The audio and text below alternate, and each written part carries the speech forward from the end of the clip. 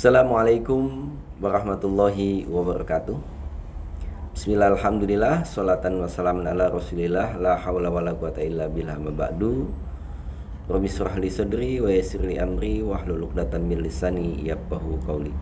Sahabat Kantang yang dimuliakan Allah, pada hari ini kita memasuki bulan Ramadan, bulan yang sangat kita nanti-nantikan.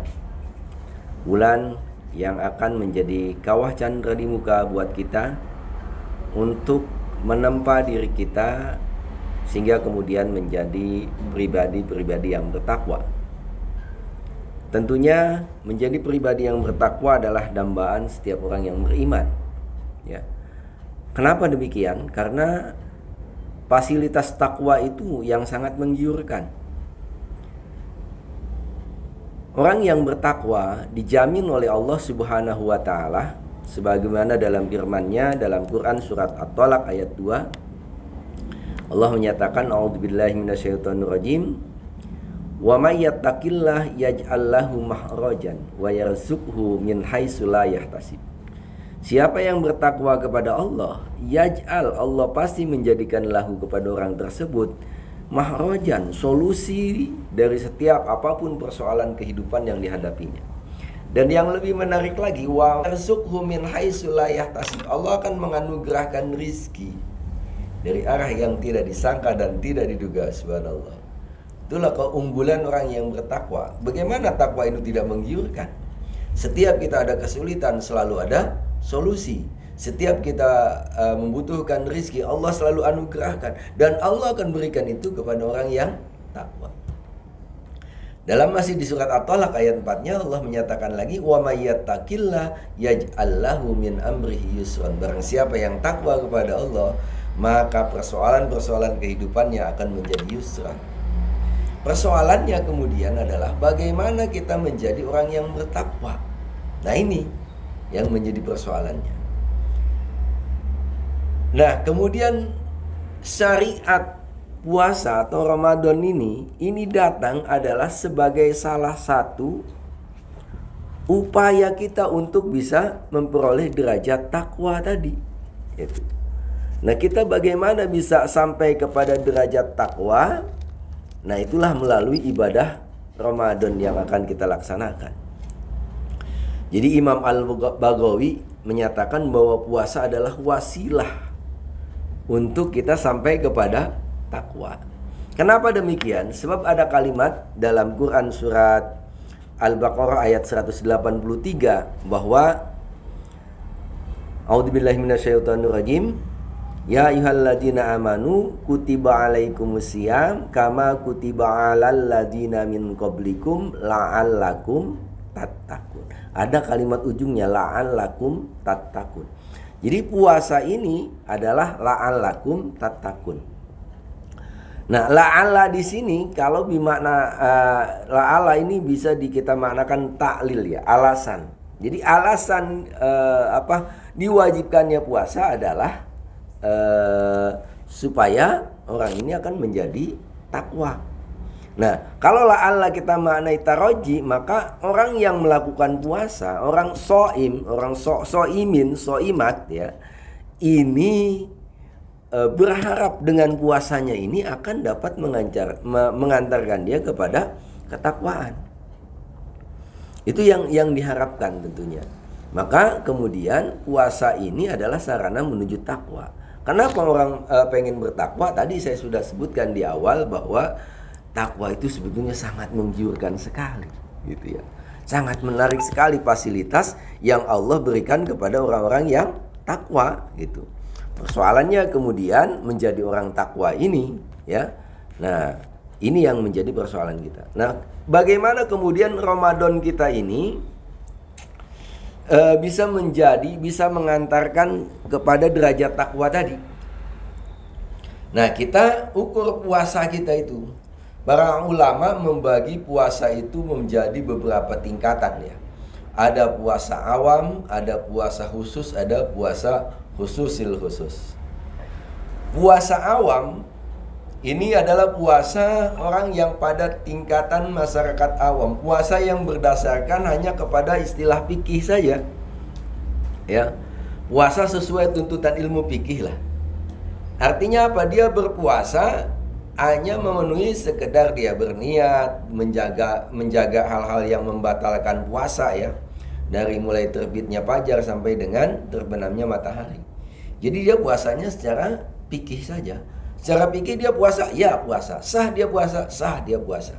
Tapi baru tahap ini. Nah, inilah makanya disebut dengan shaumul awam.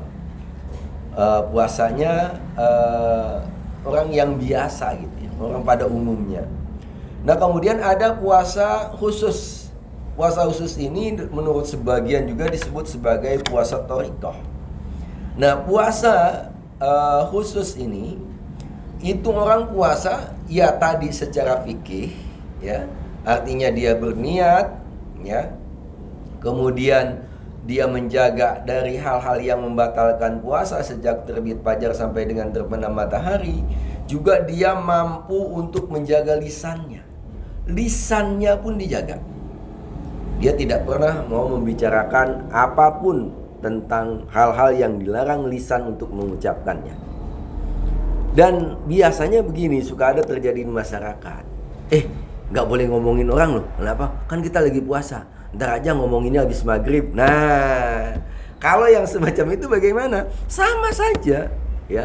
Jadi orang yang puasanya sudah pada tahapan khusus, itu kalau namanya menjaga makan dan minum itu cukup dari terbit fajar sampai dengan terbenam matahari. Tapi kalau menjaga lisan itu selamanya. Tidak hanya terikat kepada terbit fajar dan terbenam matahari. Jadi puasanya orang yang khusus itu dia mampu menjaga lisannya 24 jam dalam sehari, 7 hari dalam seminggu. Ya. 360 berapa hari? 65 hari ya dalam setahun. Nah, itu puasanya orang yang khusus.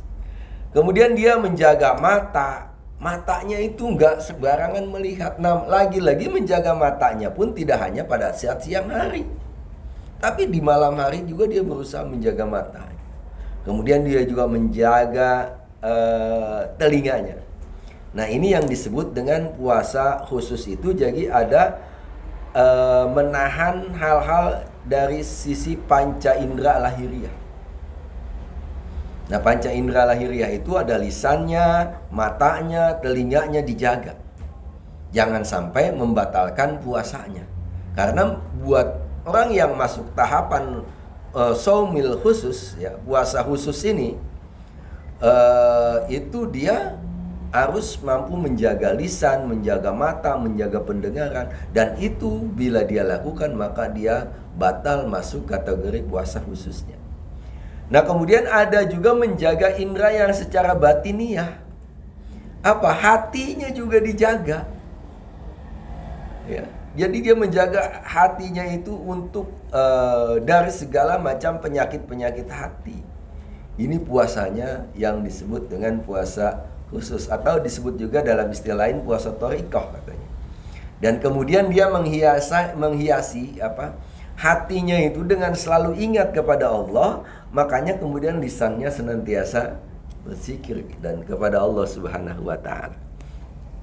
Nah, ada lagi yang ketiga, tahapan yang ketiga itu puasa khususil khusus. Nah, puasa yang khususil khusus ini itu puasanya adalah puasa hakikah. Jadi puasa yang tunduk patuh pada aturan Allah. Jadi dia memang sudah betul-betul usul ya sampai kepada Allah Subhanahu wa taala. Jadi keseluruhan anggota badan dan kesemuaan jiwa raganya itu sudah berpuasa. Nah, kita kaum muslimin, sahabat gantang yang berbahagia, kita ayo evaluasi. Target kita adalah bagaimana kemudian kita dengan Ramadan ini kita menjadi semakin takwa gitu. Dengan semakin takwa maka benefit yang kita dapatkan tadi, karena kita masih orang awam ya, masih berpikir kepada Allah itu untung dan rugi gitu. Ibadah juga suka nanya, ini saya kalau ibadah ini untungnya apa sih? Saya melakukan ibadah apa? Sholat duha lah contohnya. Supaya apa sih? Supaya dapat rizki. puasa Ramadan saya supaya dapat apa sih? Nah itu. Ini kalau menurut Sayyidina Ali ini mental ibadah pedagang namanya gitu ya. Selalu berpikir untung dan rugi. Tapi kalau orang yang puasanya sudah khusus tadi, dia udah kepada Allah. Apa yang diperintahkan Allah lakukan, apa yang dilarang Allah jauhkan. Itu udah tahapnya luar biasa semacam itu. Itu udah nggak mikir untung dan rugi. Tapi kalau kita masyarakat awam masih harus dimotivasi itu. Ayo sholat berjamaah. Kenapa? 27 loh. Oh, baru semangat gitu. Jadi senantiasa berpikirnya untung dan rugi. Nah, tapi tidak masalah karena kita memang masih dalam tahapan belajar dan kita masih termasuk kategori awam. Tapi yang paling penting adalah bagaimana kemudian ibadah Ramadan kita ini bisa menjadi mengantarkan kita kepada tadi pribadi-pribadi yang takwa gitu. Bisa tidak sih? Oh pasti bisa. Nggak mungkin ada ayatnya kalau memang itu tidak bisa kita lakukan. Bagaimana supaya jadi la'allakum tattaqun? Maka puasanya harus betul-betul puasa gitu ya. Dan puasa ini adalah seperti tadi di awal saya sampaikan adalah kawah candra di muka. Tempatnya kita ditempa, dididik. Sehingga kemudian sukses kita dalam pendidikan atau tidaknya kita atau gagalnya kita dalam pendidikan Ramadan ini ya kita lihat nanti pasca Ramadan. Ketika selesai Ramadan, layakkah kita diwisuda atau tidak gitu. Maka orang-orang yang ikut Idul Fitri itu sebetulnya sedang merayakan wisuda. Mereka diwisuda setelah pendidikan selama Ramadan selama 30 hari, oh sukses. Maka kemudian Idul Fitri dia kembali kepada fitrah. Tapi banyak juga orang yang kemudian mereknya si Idul Fitri tapi dia cuma sekedar ikut Lebaran saja, ikut pakai baju baru, senyum sana, senyum sini dan lain sebagainya, ikut mudik macet-macetan, tapi nggak mendapatkan Idul Fitri. Itu sebetulnya yang sangat rugi. Jadi target Ramadan kita adalah bagaimana kita dapat Idul Fitri, kembali kepada fitrah tadi. Kembali kepada fitrah, maka kita dengan cara memaksimalkan ibadah puasa kita untuk menjadikan pribadi kita la'allakum tattaqun. Sehingga kalau orang tujuannya ke sana, dia tidak ibadah. Kadang ibadah kita mencari yang ini kapan nih ibadah ntar. Kok kamu males-males bosnya, ntar aja saya mah ibadahnya nunggu Lailatul Qadar.